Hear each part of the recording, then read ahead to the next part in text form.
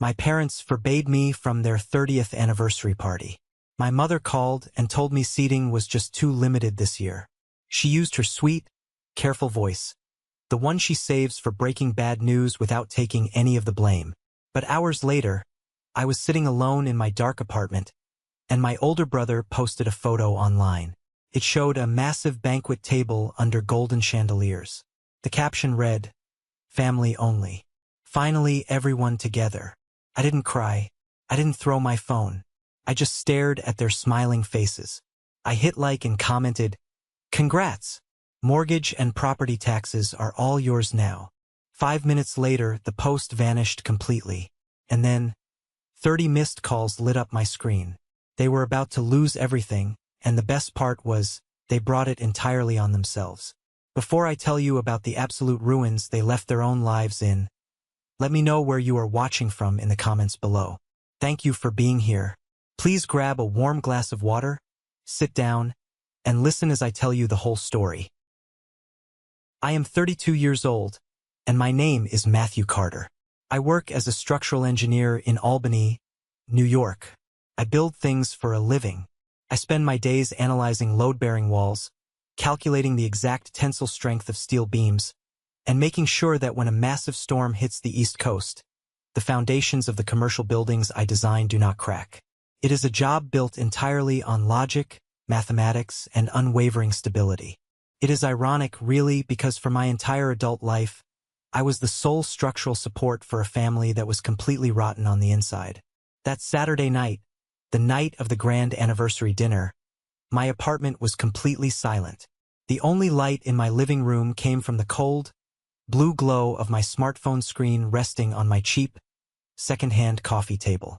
Outside my window, the Albany traffic hummed a low, steady rhythm. The rain was lightly tapping against the glass. I sat on my sofa, a half-eaten plate of cold pasta resting on my lap, and I watched my phone vibrate. The caller ID flashed my mother's name, Evelyn Carter. It vibrated for a full 30 seconds, shaking aggressively against the wood of the table. Then it stopped. A second later, it started again. This time, it was my brother, Elijah. Then my mother again. Then my Aunt Carol. The screen glowed bright, went dark, and lit up again in a frantic, desperate rhythm. I watched it happen with a strange, icy feeling settling deep in my chest. For 3 excruciating years, I had been paying their mortgage. Every single month, on the very first day of the month, a substantial portion of my hard-earned salary was automatically wired from my checking account to their primary bank account. I didn't just pay the base mortgage. I paid the exorbitant property taxes that came with living in their upscale suburban neighborhood. I paid the premium home insurance. I kept the roof over their heads, the heat running in the winter, and the perfectly manicured lawn green in the summer. I did it because I was conditioned to believe that this is what family does. I thought loyalty was a currency you could use to buy love. I thought that if I just provided enough, if I was just useful enough, they would finally look at me the way they looked at Elijah. I was incredibly, stupidly wrong. When the phone finally stopped ringing for a brief moment, a text message came through. It was from Elijah. The preview banner popped up at the top of my screen. "Don't take it personally. You know how Mom gets. Delete that comment right now before Dad sees it." My jaw clenched so hard I thought my teeth might crack. A thick blue vein throbbed hard against my right temple. Don't take it personally. Let me paint a picture of exactly what I was not supposed to take personally. Elijah typed those words from a high-end, exclusive steakhouse downtown. He was wearing a tailored charcoal suit that probably cost more than my monthly grocery budget. He was drinking vintage champagne, eating dry-aged ribeye, and laughing with my aunts, uncles, and cousins. He was doing all of this at a table I was explicitly told I could not join because I didn't fit the aesthetic, paid for by the money our parents didn't have to spend on housing because I was footing the bill. He typed those incredibly condescending words while sitting at the center of a family gathering that my labor had subsidized. I picked up the phone. The metal casing felt cold against my palm. I didn't reply to his text. I didn't call my mother back to listen to her scream. I didn't try to justify myself. Instead, I minimized the messaging app and opened my mobile banking application. The app loaded, requiring my Face ID to log in. I stared at the screen, my own reflection staring back at me in the dark glass. I looked tired. The bags under my eyes were heavy from years of working 60-hour weeks just to ensure my parents never received a foreclosure notice. I navigated to the transfers page. I clicked on the tab labeled Scheduled and Recurring. There it was. The lifeline. The transaction was labeled Carter Residence Mortgage. The amount was $3,450, scheduled to be automatically deducted on the first of every month. It had been running like clockwork for 36 months. Over $120,000 of my money, poured into a house that I wasn't even welcome to visit on a holiday. I tapped the line item. A menu popped up from the bottom of the screen. Edit. Pause. Delete. I tapped Delete. The app, designed to prevent accidental financial disasters, threw up a secondary warning prompt. A red exclamation point appeared on the screen. Are you sure you want to permanently delete this recurring transfer? This action cannot be undone. I stared at the prompt. My thumb hovered over the glowing screen. I knew exactly what this meant. If I did this, there was no going back. I wasn't just burning a bridge. I was strapping dynamite to the structural pillars and blowing it to absolute pieces. My mother would be humiliated when the bank called. Elijah would have to actually contribute. My father would have to wake up from his deliberate ignorance. I pressed Confirm. The screen refreshed. A little green checkmark appeared. Recurring transfer successfully deleted. For the first time in my entire adult life, I felt a massive, crushing weight physically lift off my shoulders. The air in my apartment suddenly felt easier to breathe. I locked the phone, tossed it onto the sofa cushion next to me, and walked into my kitchen to pour a glass of bourbon. The phone started ringing again, buzzing violently against the fabric of the couch. I ignored it. I took a slow sip of my drink, feeling the burn in the back of my throat. The financial umbilical cord was officially severed. But to understand why I did it, why I cut off my own flesh and blood with a single tap on a screen without a shred of guilt, you have to understand the price I paid just to be allowed in their lives. You have to understand the decades of quiet, normalized cruelty that built up to that single comment on a Saturday night. Growing up in the Carter household meant learning the rules of a rigged game very early on. Elijah was the golden child. He was 3 years older than me, louder, drastically more handsome, and endlessly charming. He had a way of walking into a room and making everyone look at him. My mother, Evelyn, worshipped the ground he walked on. If Elijah brought home a mediocre grade on a history test, my mother would quickly praise his effort. "He is so creative, Robert," she would tell my father over dinner, defending a C-. Traditional public schooling just doesn't capture his genius. He's a visionary. If I brought home straight A's and a blue ribbon from the regional science fair, the certificate was quickly reviewed, offered a brief nod, and slid into a kitchen drawer before the neighbors could see it. "Don't brag, Matthew," my mother would say, not even looking up from washing the dishes. "Nobody likes a show-off. It makes other people feel bad about themselves." My father, Robert, was essentially a ghost haunting his own home. He worked in middle management at an insurance firm, he read his newspaper, and he avoided conflict at all costs. His entire philosophy of fatherhood was keeping the peace with his wife. Whenever I tried to show him a wooden bridge model I built, or talk to him about the math club, he would give a quick, nervous nod. "That's nice, son. Very sturdy. Go show your mother." But my mother never had the time. Her eyes were always fixed firmly on whatever Elijah was doing. I vividly remember my grandfather's funeral when I was 15 years old. It was a bleak, freezing, rainy afternoon in late November. I stood by the graveside shivering in a cheap, ill-fitting suit we had bought off the clearance rack at a discount department store. Elijah, who was 18 at the time and preparing for college, was wearing a brand new, tailored wool pea coat my mother had bought him specifically for the occasion. My mother spent the entire 2-hour service holding Elijah's arm, leaning on him for physical support, presenting him to the extended family as the strong man of the house. I stood a few feet away, entirely invisible, holding a black umbrella over myself. My Aunt Carol walked past me, patted Elijah's shoulder affectionately, and then looked at me. She whispered loudly to my mother, "Elijah is such a pillar of strength today, Evelyn. Matthew is just so stiff, isn't he? No emotion at all. It's unsettling." I heard every single word. I swallowed the thick, painful lump in my throat and looked down at my scuffed dress shoes sinking into the wet mud. That was the exact day I realized my core fear. I was fundamentally unlovable to these people unless I could provide something they desperately needed. I was an accessory. Elijah was the main character. When it came time for higher education, the disparity became financial. Elijah went off to an expensive, out-of-state private university to study communications.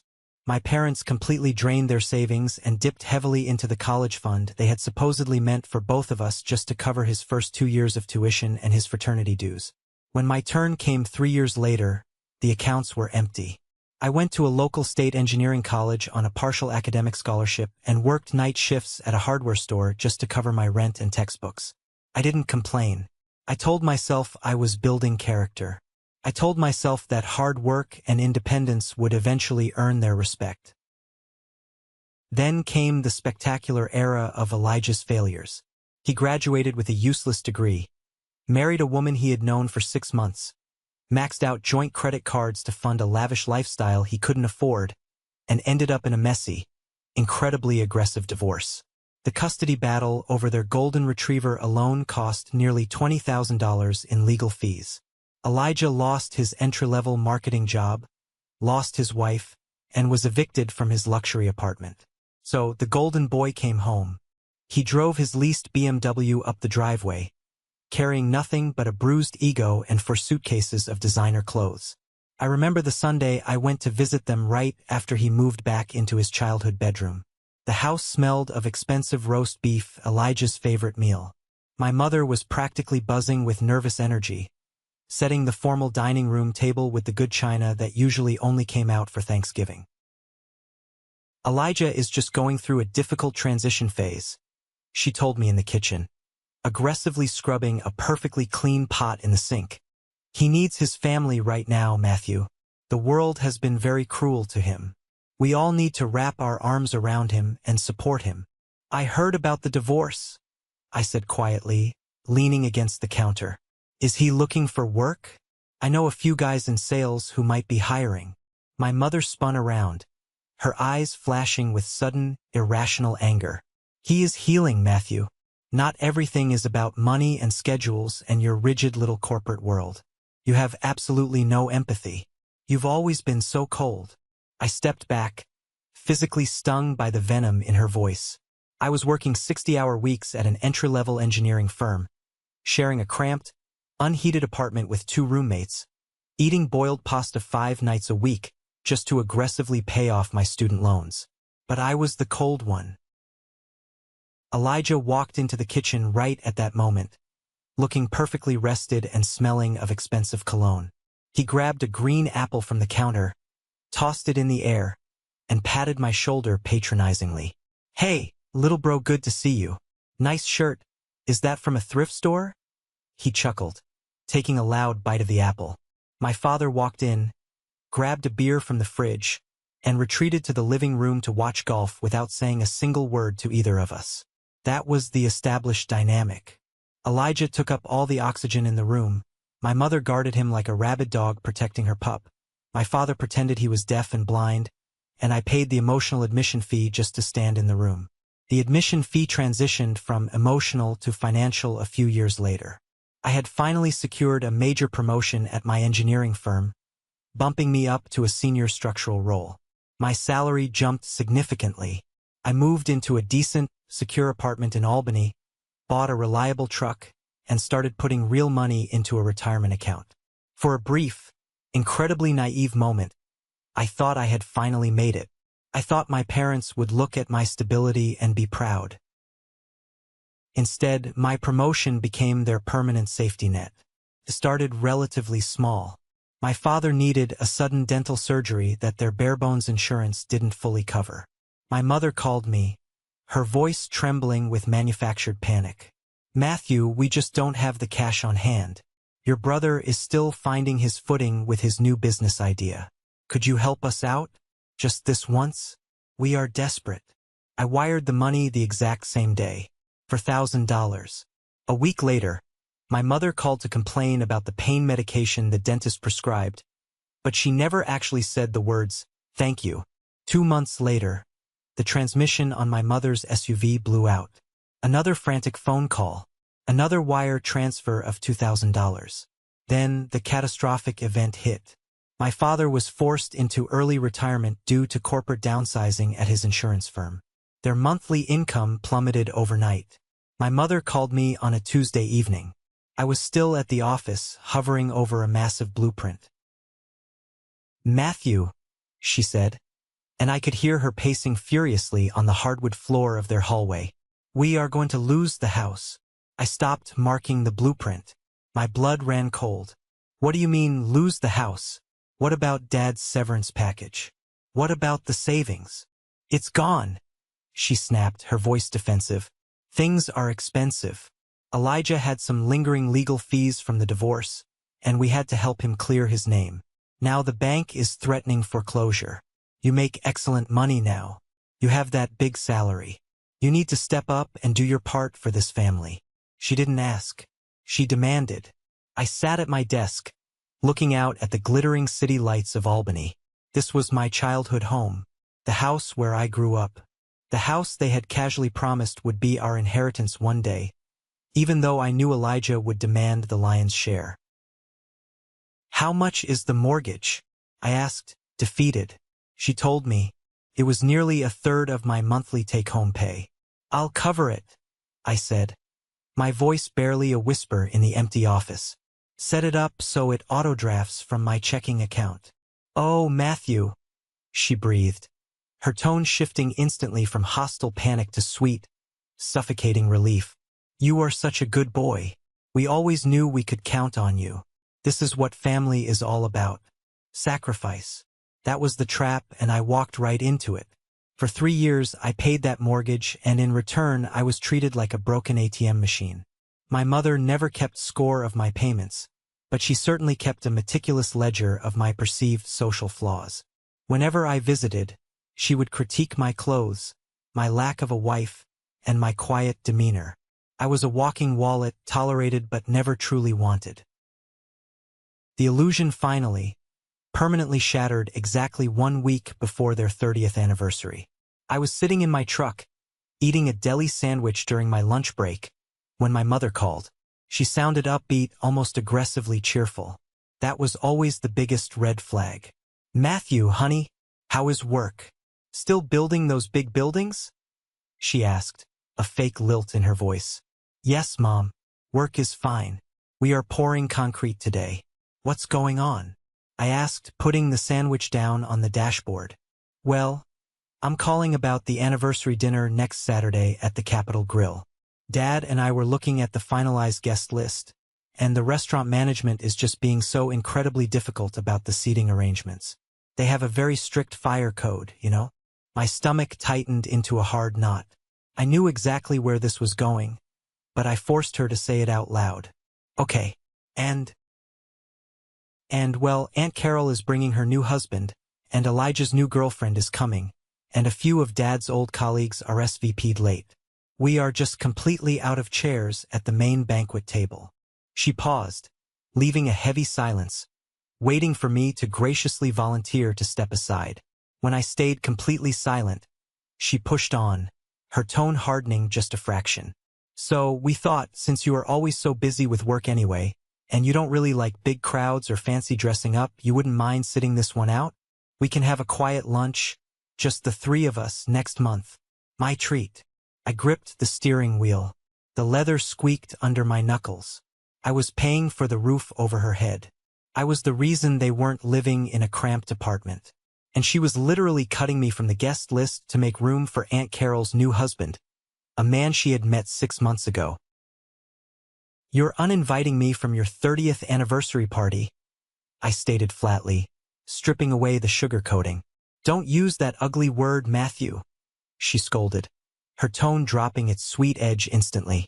Nobody is uninviting you. We are just managing a logistical issue. You always make things so difficult and dramatic. Why can't you just be understanding like your brother? Elijah completely agreed this was the best solution for everyone. Of course he did. Elijah didn't want the guy paying his rent sitting across the table, reminding him of his own pathetic failures just by existing in his peripheral vision. Fine, I said. My voice was completely hollow, devoid of any warmth or anger. Have a great dinner. I hung up before she could say another word. An hour later, my phone buzzed. It was a text from my Aunt Carol. Your mother told me you're too busy with work to come to the anniversary. Always chasing that salary, Matthew. You should prioritize family more before it's too late. I tossed the phone onto the passenger seat. I didn't reply. My chest felt like it was caving in under the weight of a collapsed concrete slab. The rejection wasn't just painful. It was profoundly humiliating. I was good enough to fund their lifestyle in the shadows, but not good enough to be seen in public with them under the bright lights. That evening, I couldn't focus at work. I sat at my drafting table, staring blankly at a CAD model on my screen. My coworker, Sarah, noticed. Sarah was a senior project manager, sharp, observant, and brutally honest. We had worked together for 4 years, and she was the only person who knew a bit about my family's financial drain on me. You look like somebody kicked your dog, she said, leaning against the glass wall of my cubicle. What's going on? I rubbed my eyes. I needed to say it out loud just to make sure I wasn't losing my grip on reality. My parents are having a massive 30th anniversary dinner this weekend. They uninvited me today, said there wasn't enough seating. Sarah's eyebrows shot up to her hairline. The same parents whose $3,000 mortgage you pay every single month? Yes. She didn't offer fake sympathy. She didn't pat my shoulder or tell me it would be okay. She just looked at me with deep, piercing, pitying eyes. Matthew, she said softly, crossing her arms. Why do you keep doing this to yourself? They're my family, Sarah. If I don't pay it, they literally lose the house. Sarah shook her head. She pulled up a rolling chair and sat down close to me. Listen to me very carefully. They do not respect you. They do not appreciate you. You are not their son. You are their landlord, and they are terrible, abusive tenants. I tried to defend them purely out of habit. It's complicated. Elijah has always been the favorite. I just thought if I took care of them, they would eventually see. See what? Sarah cut me off, her voice firm and unwavering. See your value? Matthew, they see your value every time they check their bank balance. They just don't value you. They only love the version of you that pays the bills. The minute you stop paying, you'll see exactly who they really are. They only love the version of you that pays the bills. The words hit me like a physical blow to the stomach. It was the absolute, undeniable, horrifying truth.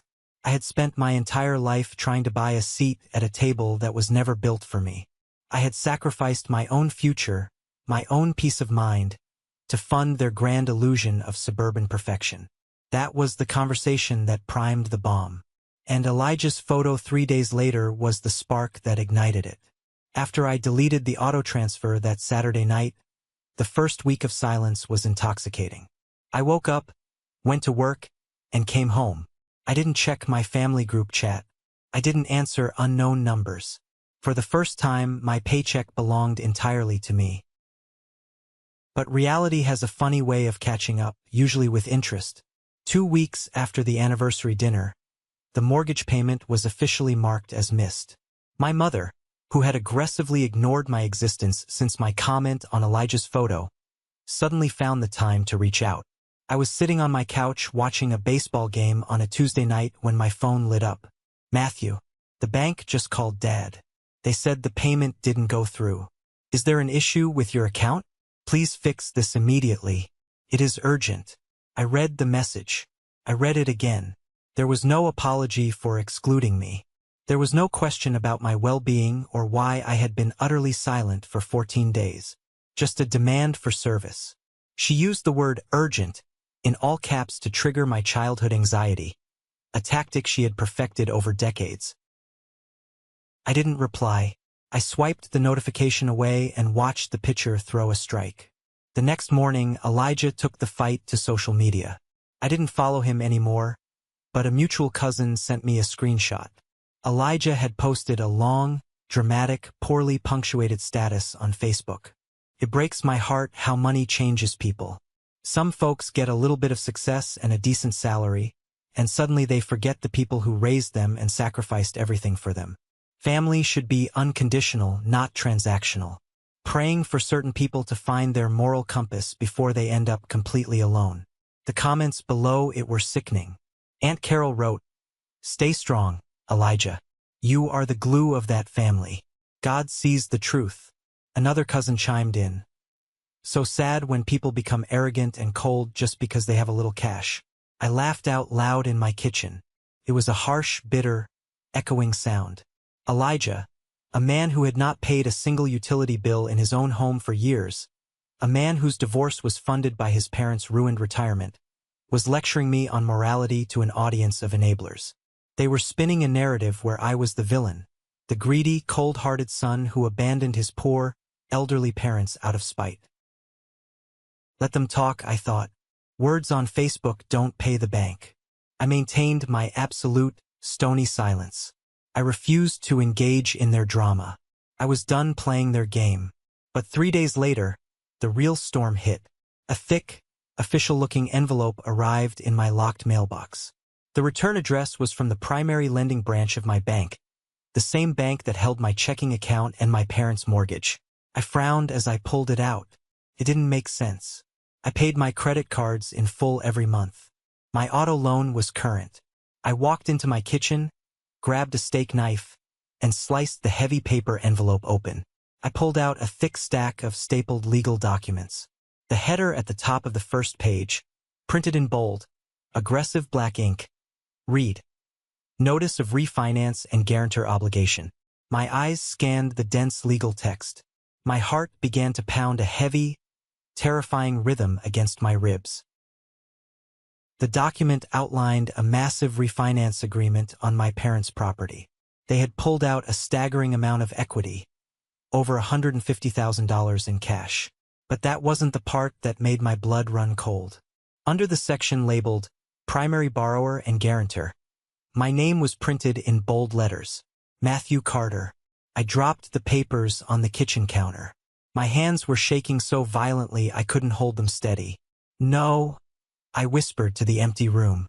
"No, no, no." I leaned over the granite counter, reading the numbers again, my vision blurring. The new monthly payment was astronomical. The terms were incredibly aggressive.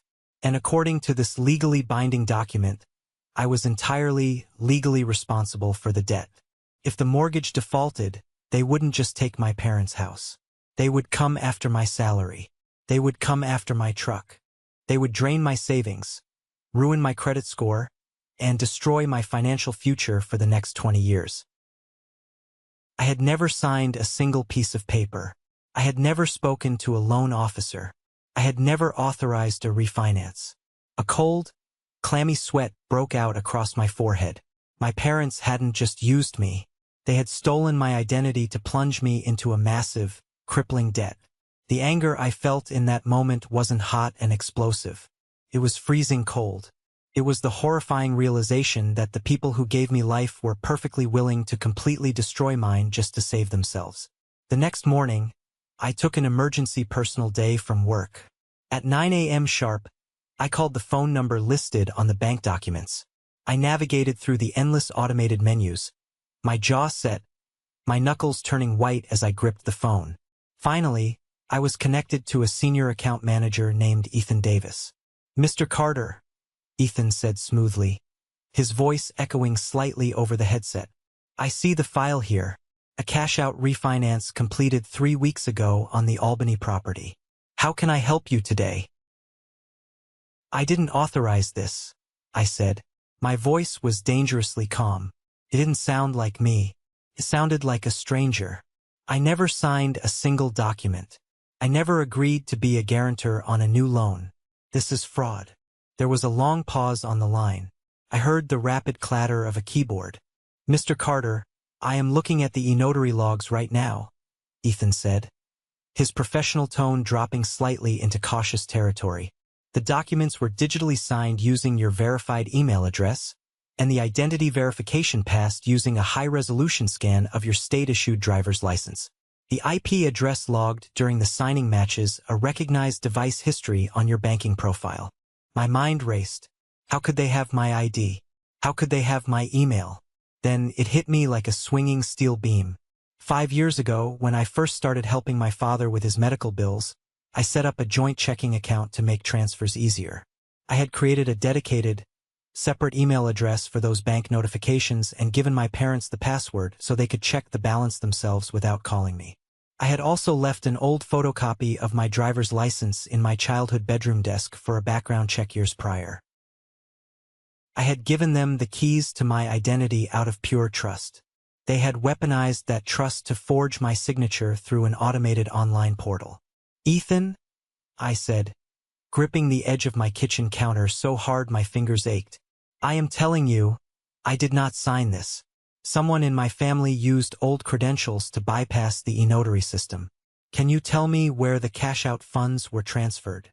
"Sir, I cannot disclose specific routing details over the phone without a formal fraud investigation," Ethan replied carefully. "But I can confirm the funds were disbursed to an external business checking account, not to the property owners directly. An external business account. Elijah's fake consulting company. It all made perfect, sickening sense. Elijah needed money for his failing business or his massive debts. He convinced my mother to leverage the house. But they didn't have the credit score or the income to qualify for a cash-out refinance on their own. So they used the son who did.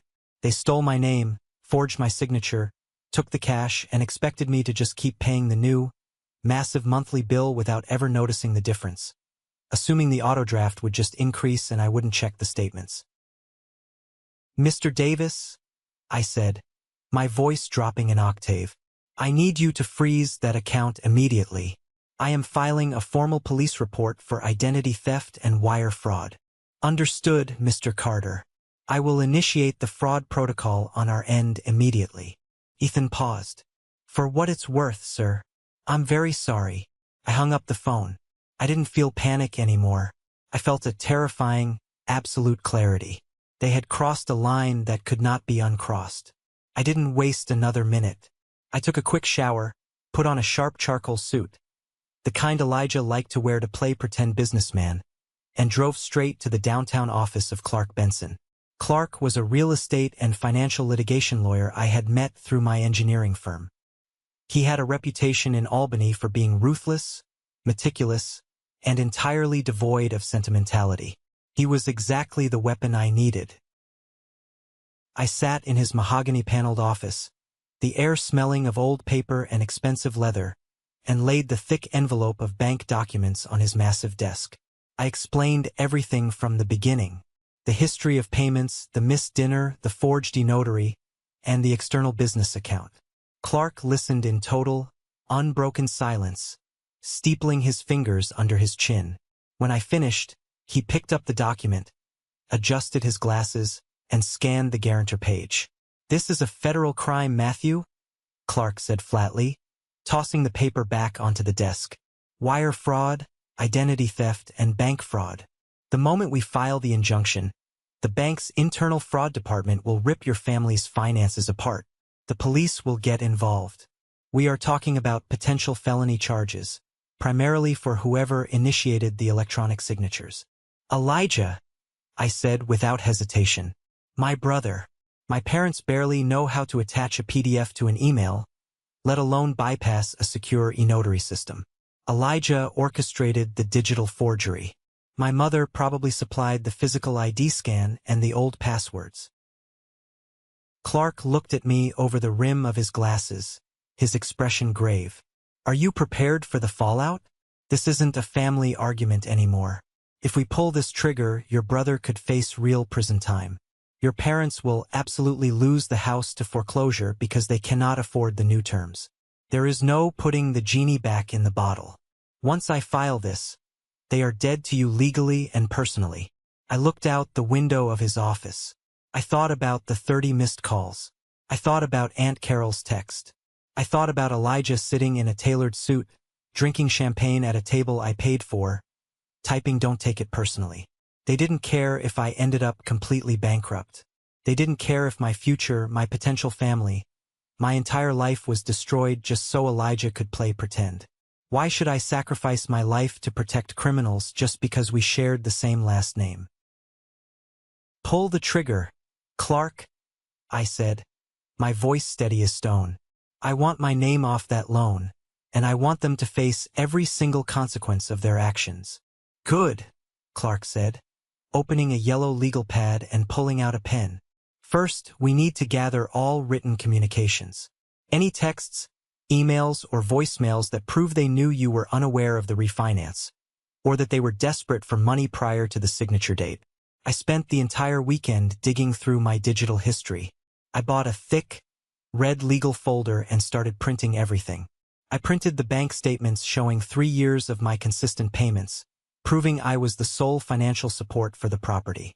I printed the email from the bank confirming the IP address of the fraudulent signature, which, as Clark's private investigator later confirmed, traced directly back to my parents' home Wi-Fi router. But the final nail in the coffin was an audio file. I plugged my phone into my laptop and scrolled back through months of saved voicemails. I was looking for something specific, a memory that had been nagging at the back of my mind since the bank called. Finally, I found it. A voicemail from my mother, dated 6 weeks ago, right around the exact time the refinance application was secretly submitted. I hit play. The audio filled my quiet apartment. "Matthew, pick up the phone. Look, Elijah has an incredible business opportunity, but he needs capital right now. Dad and I want to help him, but our credit is tied up. You have perfect credit. We need you to co-sign a loan against the house. It's perfectly safe, Elijah promises. Call me back immediately. Family helps family, Matthew. Don't be selfish." I had ignored that voicemail at the time, dismissing it as another one of her ridiculous, dramatic demands for Elijah's benefit. I had never replied. And because I never replied, because I didn't give them permission, they decided to take matters into their own hands. They stole it. I saved the audio file onto a flash drive and dropped it into the red folder. I looked at the stack of evidence sitting on my dining table. It was a complete, clinical autopsy of my family's morality. The red folder held the absolute proof of their lies, their manipulation, and their ultimate betrayal. My phone buzzed on the table next to the folder. A text message from my mother. "Matthew, this silent treatment is childish. The bank is threatening us with late fees. Meet us at the downtown cafe tomorrow at 10 a.m. Elijah will be there too. We need to figure out how you are going to fix this mess. Don't embarrass us by not showing up." I picked up the phone. I didn't feel a shred of anxiety. I didn't feel the old childhood fear of her anger. I felt a cold, hard anticipation. "I'll be there," I typed back. I closed the red folder. The storm was fully formed, the trap was set, and tomorrow, I was going to let it tear their entire world apart. The downtown cafe my mother chose for our meeting was one of those overpriced, aggressively trendy spots that she loved. It had exposed brick walls, hanging industrial Edison bulbs, and baristas who looked like they were auditioning for a runway show. It was the kind of place where people went to be seen, which told me everything I needed to know about her mindset. She wasn't there to have a private, difficult family conversation. She was there to put on a public performance. She wanted to be in a location where I would be forced to keep my voice down, to mind my manners, and to avoid making a scene. She was relying on the social contract to keep me compliant. I arrived exactly at 10 a.m. The air outside was brisk, carrying that sharp, biting Albany wind that signals the absolute end of autumn. I walked through the heavy glass doors, the little brass bell chiming above my head. I didn't take off my coat. I carried the thick red legal folder in my left hand, gripping it so tightly my knuckles were stark white. I spotted them immediately. They were sitting at a small, round table near the large front window, perfectly illuminated by the morning sun. My mother was wearing a pristine beige cashmere sweater, her hair perfectly styled, looking every bit the affluent suburban matriarch she pretended to be. Across from her sat Elijah. He was wearing a designer leather jacket and aviator sunglasses resting casually on top of his head. He was leaning back in his chair, typing rapidly on his phone, looking utterly bored. My father was not there. That didn't surprise me. Robert Carter always conveniently found a reason to be absent when the actual dirty work of family conflict needed to be done. He preferred to hide in the basement and wait for the dust to settle, maintaining his absolute deniability. I walked over to the table. Elijah didn't even look up from his screen. My mother, however, plastered on a bright, tight smile that didn't reach her eyes. "Matthew, honey, you made it," she said, gesturing to the empty iron chair between them. "Sit down. Let me buy you a cappuccino. You look exhausted. Are you sleeping well?" I didn't sit down immediately. I looked at the empty chair, then at her, and finally dropped the red folder onto the center of the small wooden table. It landed with a heavy, satisfying thud that made Elijah physically jump and drop his phone onto his lap. "I don't want coffee," I said. My voice was perfectly level. It wasn't loud, but it carried a cold, metallic edge that I had never heard from myself before. I pulled the chair out and sat down, keeping my posture rigid. Elijah picked up his phone, glaring at me.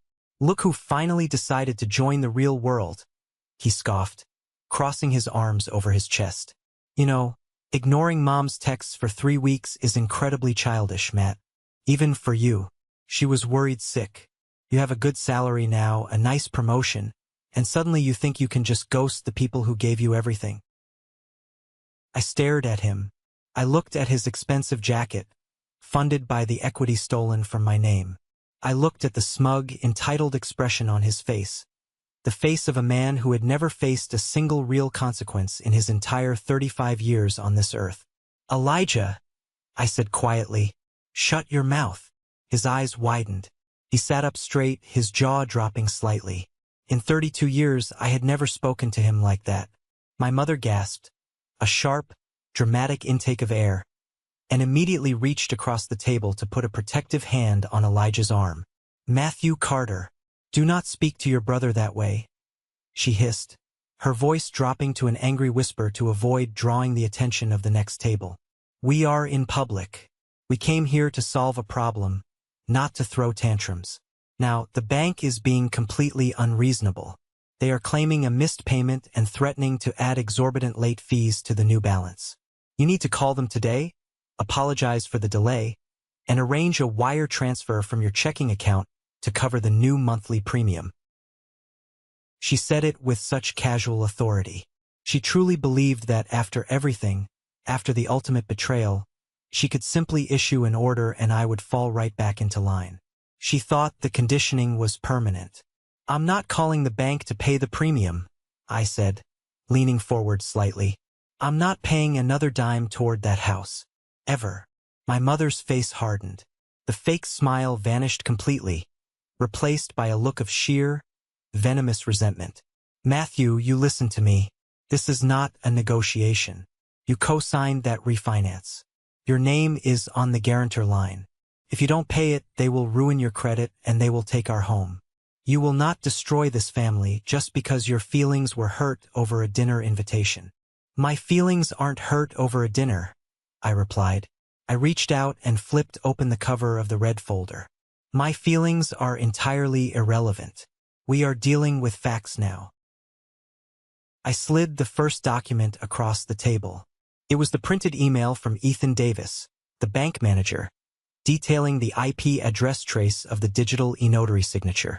"That," I said, pointing to the highlighted numbers, "is the IP address of the device used to digitally sign the refinance paperwork. My lawyer hired a private investigator to trace it. It comes back to the exact router in your living room." The paperwork was signed on a Tuesday afternoon at 2 p.m., a Tuesday when I was physically standing on a construction site in downtown Albany, surrounded by 20 witnesses and logged into a secure corporate network. Elijah shifted uncomfortably in his chair. He looked at the paper, then quickly looked out the window. "IP addresses can be spoofed," he muttered defensively. Hackers do it all the time. You probably got hacked. Really? I asked, pulling out the second document. Did hackers also use the high-resolution scan of my driver's license that I left in my childhood bedroom desk 5 years ago? Because that is the exact image file the bank has on record for the identity verification. My mother's hands dropped into her lap. The color began to slowly drain from her face, leaving her pale and drawn. I pulled out the third document. It was a printed spreadsheet of the external business account routing numbers where the $150,000 of cash-out equity had been wired. The bank confirmed the funds weren't used to fix the roof or update the kitchen. I continued, my voice gaining momentum, hammering each word like a nail into a coffin. The funds were wired directly into an LLC registered under Elijah's name. The same LLC that has been hemorrhaging money for 2 years. You stole my identity, forged my signature, and leveraged a massive federal bank loan under my name so Elijah could pay off his secret debts and buy a new leather jacket. We didn't steal anything, my mother suddenly hissed, leaning over the table, her eyes wide and frantic. You left those passwords with us. You gave us access to that joint account. We only used the tools you gave us. And we were going to tell you. We were just waiting for Elijah's business to turn a profit, and then he was going to make the payments himself. It was a temporary bridge loan, Matthew. Family helps family. You committed felony wire fraud, I stated, completely ignoring her ridiculous justification. Then, I reached into my coat pocket and pulled out my smartphone. I navigated to my audio files, turned the volume all the way up, and placed the phone in the dead center of the table. I pressed play. The cafe was filled with the low hum of conversation and the grinding of espresso beans. But my mother's voice cut through the noise with crystal clarity. Matthew, pick up the phone. Look, Elijah has an incredible business opportunity, but he needs capital right now. Dad and I want to help him, but our credit is tied up. You have perfect credit. We need you to co-sign a loan against the house. It's perfectly safe, Elijah promises.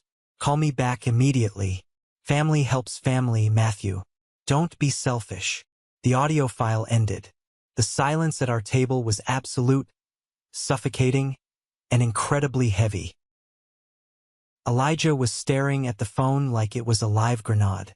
The smug arrogance was completely wiped from his face, replaced by genuine, unadulterated terror. He knew exactly what that recording meant. Proved premeditation. Proved they knew they needed my permission, didn't get it, and proceeded to forge the documents anyway. My mother was visibly trembling. Her perfectly manicured hands were shaking in her lap. She looked up at me, and for the very first time in my entire life, I did not see condescension or annoyance in her eyes. I saw fear. Matthew, she whispered, her voice cracking. Please, you don't understand the pressure we were under. Elijah was in trouble. Real trouble. Bad investments. We had to save him. We are your family. You used to be, I said, picking up my phone and sliding it back into my pocket. I slowly closed the red folder and pulled it back toward my chest. But right now, you are just a criminal who stole my identity. Elijah finally found his voice. It was high-pitched and panicked. What do you want, Matt? You want me to pay the monthly premium? Fine. I'll figure it out. I'll get a job. I'll make the payments. Just keep paying it for a few more months until I get on my feet, and I swear I'll take over the loan. Just don't make a big deal out of this.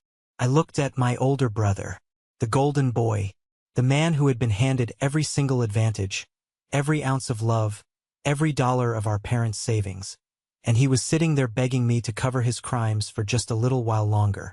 I didn't come here to negotiate a payment plan, Elijah, I said, standing up from the chair. I looked down at both of them. I came here to look you in the eye when I told you how this ends. My mother reached out, her fingers desperately grabbing the sleeve of my coat. Matthew, what did you do? I pulled my arm away from her grasp. Yesterday afternoon, my lawyer filed a formal injunction with the bank's fraud department. I also walked into the downtown precinct and filed a police report for identity theft, bank fraud, and wire fraud. I handed over the IP logs, the routing numbers, and that voicemail. Elijah's face went completely ashen. You went to the cops? Over family money? Are you insane? It's not family money, I corrected him sharply. It's a federal bank loan secured by my stolen signature. The bank has officially frozen the mortgage account and the LLC account where the funds were deposited. They are initiating foreclosure proceedings on the house immediately because the loan was obtained through fraudulent means. My mother let out a small, strangled cry. She covered her mouth with both hands, tears welling up in her eyes and spilling over her cheeks, ruining her perfect makeup. No, Matthew, please. The house. It's our home. Where will we go? You can't do this to us. I'm your mother. You stopped being a mother the day you decided my financial ruin was an acceptable price to pay to cover for his failures, I said, pointing a finger directly at Elijah. The bank will take the house. The police will issue a warrant for the digital forgery. You are going to lose absolutely everything, and you have nobody to blame but yourselves. I reached into my wallet, pulled out a crisp $20 bill, and tossed it onto the table next to my mother's untouched cappuccino. Coffee is on me, I said. I turned around and walked toward the exit. Behind me, I heard my mother start to sob loudly, a chaotic, messy sound that caused several people at the nearby tables to turn and stare. I heard Elijah yelling my name, demanding I come back, demanding I fix it. I didn't stop. I pushed open the heavy glass doors and stepped out into the freezing Albany wind. I took a deep breath, filling my lungs with the crisp, clean air. My heart was pounding, but it wasn't from fear or anxiety. It was the adrenaline of absolute liberation. I had walked into that cafe carrying a lifetime of heavy, suffocating chains, and I was walking out completely free. The fallout was rapid, brutal, and entirely public. When you build your entire life on a foundation of lies and projected wealth, the collapse is spectacularly messy. Within 48 hours of my lawyer, Clark Benson, filing the injunction, the bank's internal fraud division moved with terrifying efficiency. The primary mortgage account was locked down. The external business account holding the stolen cash-out equity was frozen under federal anti-money laundering protocols pending the police investigation. A week later, the reality of the situation physically manifested on the front lawn of my childhood home. A man in a cheap suit arrived with a heavy wooden mallet and drove a large, brightly colored sign directly into the perfectly manicured grass my mother cherished so much. The sign read, "Foreclosure. Property of the bank." I didn't go see it myself. I didn't need to.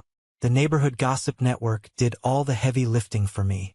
Mrs. Miller, a woman who lived 2 doors down and had endured decades of my mother's condescending remarks at neighborhood block parties, took a high-resolution photo of the sign and posted it on her Facebook page with the caption, "So sad to see what happens when people live wildly beyond their means. Praying for the Carter family during their financial collapse." It was petty, it was cruel, and it was exactly the kind of public shaming my mother had spent her entire life trying to avoid.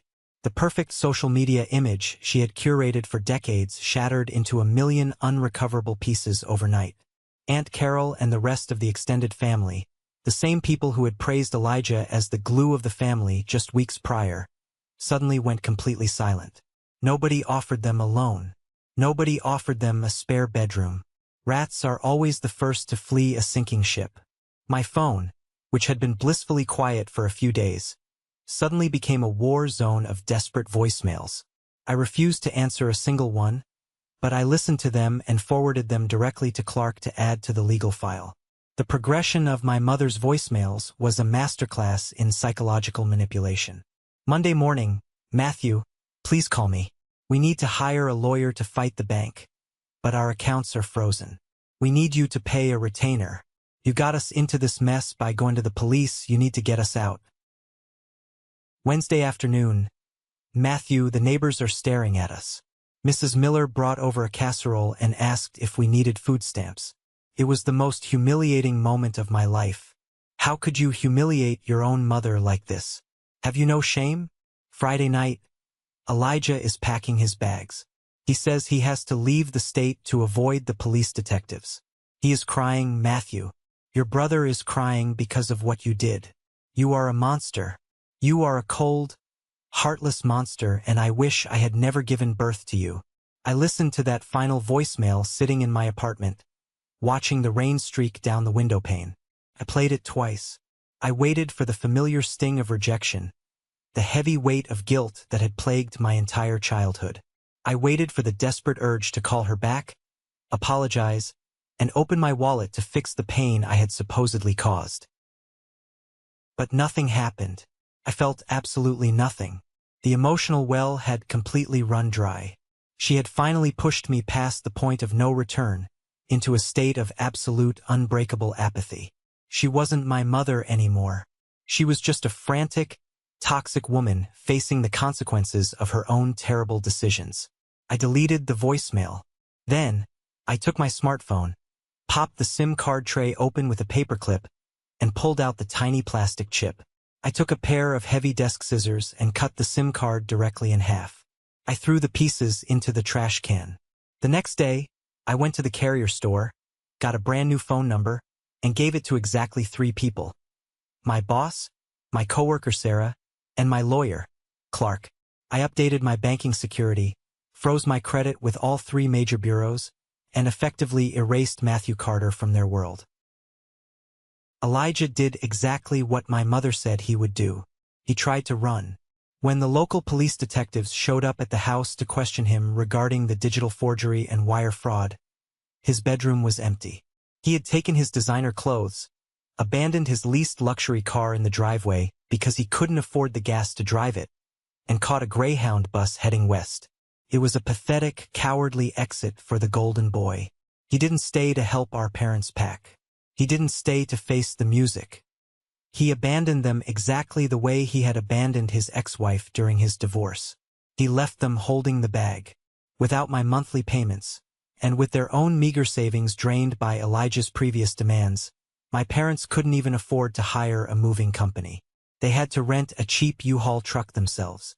My father, a man who had spent his life avoiding hard work, severely injured his back trying to load their heavy antique dining table into the truck.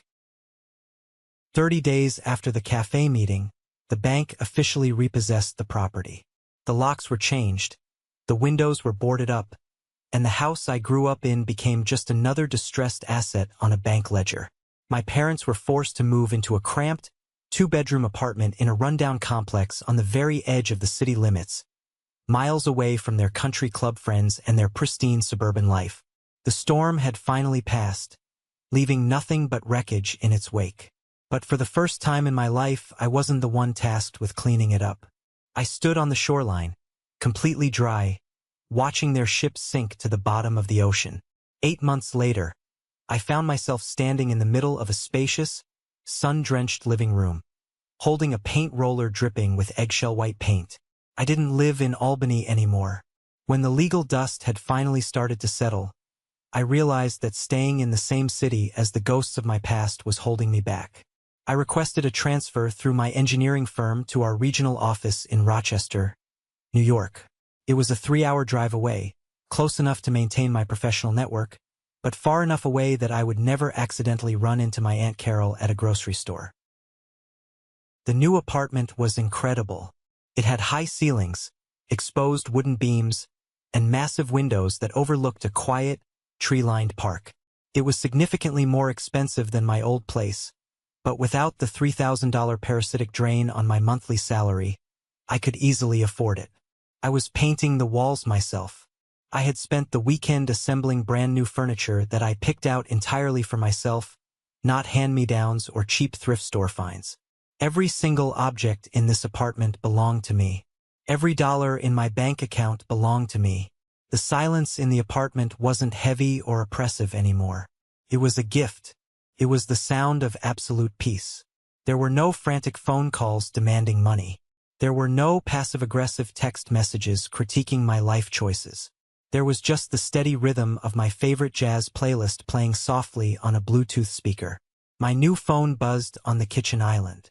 I set the paint roller down, wiped my hands on a rag, and picked it up. It was Clark Benson.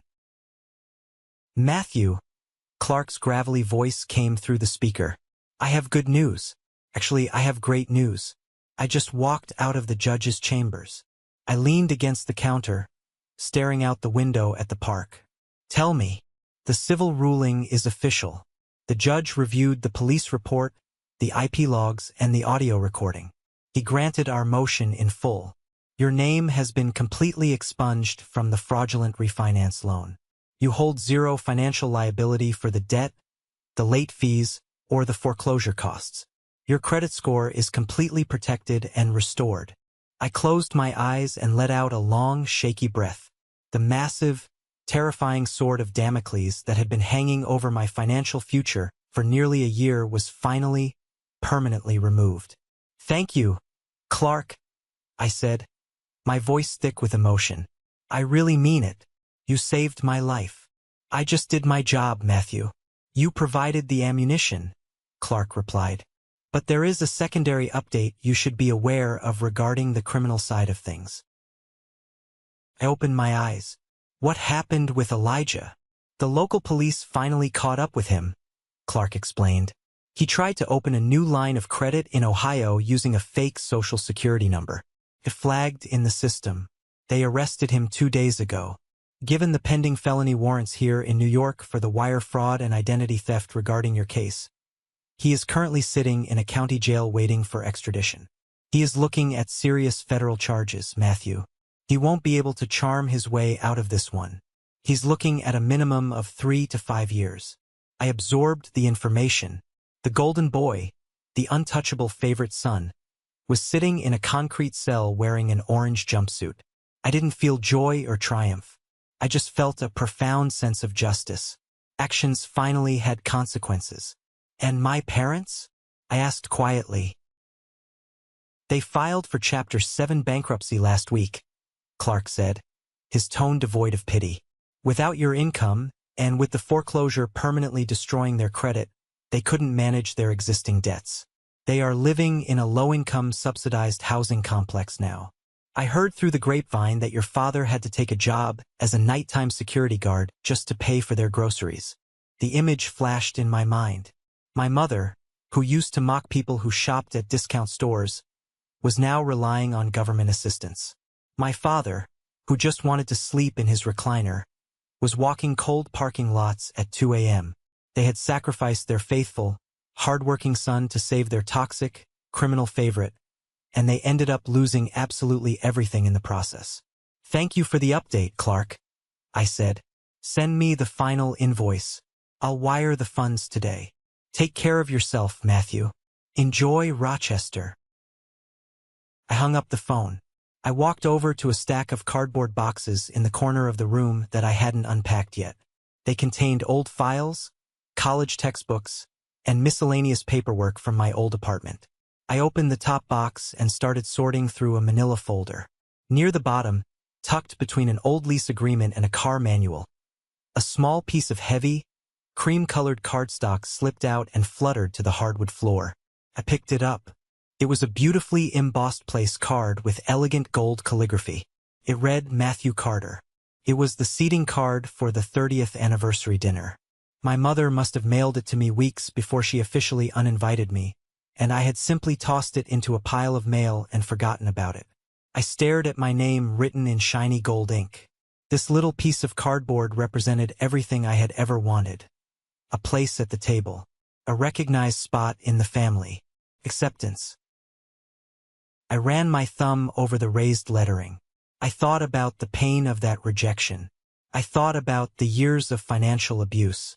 I thought about the fact that forgiveness is a noble concept, but it doesn't mean you have to let the people who destroyed you back into your life. You can forgive a snake for biting you because it is in a snake's nature to bite, but you don't invite the snake back into your house. I walked over to the small paper shredder sitting under my new desk. I turned the machine on. It hummed to life. I held the golden place card over the slot, let go, and watched the metal teeth grab the paper and shred it into tiny, unrecognizable strips of confetti. The past was officially destroyed. The future was unwritten, and for the first time I held the pen. I am standing by the massive window of my Rochester apartment right now as I tell you this. I have a hot mug of black coffee in my hand. Outside, the first real snow of the winter is falling, blanketing the park across the street in a pure, untouched layer of white. It is incredibly beautiful and it is incredibly quiet. It has been 2 years since I deleted that bank transfer. I have not spoken a single word to my mother, my father, or my brother since the day I walked out of that downtown cafe. I don't follow their lives on social media. I don't ask extended relatives for updates. They are completely, irrevocably dead to me. People who haven't experienced profound family toxicity often struggle to understand this. They say things like, "But they are your blood," or "You only get one mother." They believe that sharing genetic material creates an unbreakable, sacred bond that must endure any level of abuse, manipulation, or theft. I am here to tell you that blood simply makes you related. Loyalty, respect, and unconditional care are what make you family. My parents demanded the ultimate loyalty from me while offering absolutely none in return. They viewed me not as a son to be nurtured, but as an asset to be exploited. When that asset became inconvenient, they tried to discard me. When they needed more, they tried to steal my future. I used to think that the worst thing in the world was to be alone. I spent my entire 20s terrified of losing my family, terrified of being alienated and isolated. I bought into the lie that a bad family was better than no family at all. I know better now. The worst thing in the world isn't being alone. The worst thing is being surrounded by people who make you feel completely invisible, who drain your spirit and your bank account, and who demand you thank them for the privilege of being used. I lost my childhood home. I lost my parents. I lost my brother. I lost thousands of dollars that I will never get back. But what I gained was infinitely more valuable. I gained my sanity. I gained my financial independence. I gained the ability to wake up in the morning without a pit of dread in my stomach, wondering what emergency I was going to be forced to pay for today. I bought my freedom. It cost me a massive piece of my heart, and it cost me the illusion of a loving family. But as I stand here looking at the snow fall over a life I built entirely for myself, with my own hands and my own name, I know the truth. Peace is the most expensive thing I have ever bought in my entire life. And I promise you, it was worth every single penny. Thank you for sticking around and listening to my story. I know it was long, and I know it was heavy, but I hope this resonated with you in some way. Family dynamics can be incredibly complicated, and sometimes the hardest choices we have to make are the ones that save our own lives. Have you ever found yourself in a similar situation? Have you ever had to walk away from someone you loved because staying was destroying you? Please, share your experiences down in the comments. I read every single one of them, and this community is a safe space for us to heal together. If you have watched this video all the way to this exact moment, you are part of a very special group. I like to call you the 1% Club. If you are still here, I want you to go down to the comments right now and type the letter W. W stands for winner. It is our secret code, a sign for me to recognize the winners, the amazing people who stayed with me until the very end and who understand the true value of walking away from toxicity to win back your life. If my story helped you, or if you just want to support this channel, please hit that like button and make sure to follow and subscribe so we can keep sharing these journeys together. Stay strong, protect your peace, and I will see you in the next story.